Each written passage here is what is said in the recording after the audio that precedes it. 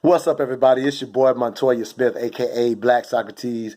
Imagine you living in an apartment and one night you fall asleep smoking a cigarette and you leave the cigarette lit, unfortunately, when you fall asleep.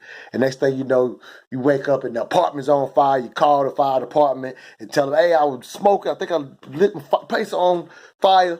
And the police, not the police, but the firemen come and the firemen get there. And when they're trying to get in to save you, the first thing the fireman says is, why the hell was you smoking? This is in the middle of the fire, they saying this. Why the hell was you smoking? And say they don't save you. They can't save you.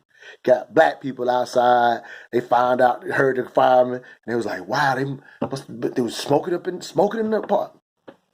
Come to find out, these old rundown apartments, the landlord ain't kept up to inspection, not OSHA certified, old faulty wiring, and just basically the apartments were not up to living standards. But nobody's told that. You didn't know it when you moved in. The same people that was blaming you for smoking a cigarette inside your own apartment never hear this story. So nobody ever knows. You know what that's an example of? That's an example of how black people are getting treated during this pandemic. In the middle of a pandemic, people are addressing eating habits and what we are not doing in the middle of the pandemic that has nothing to do with the CDC guidelines, because nobody is going to discuss the structural reasons why African Americans are being hit hardest by this pandemic. Just like nobody told you about the apartment, and it's your own fault that you died.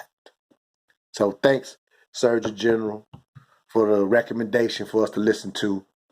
It's like living in an apartment and people reminding you, faulty apartment that ain't in no kind of standard, probably gonna it might go get lit on fire just when you cooking.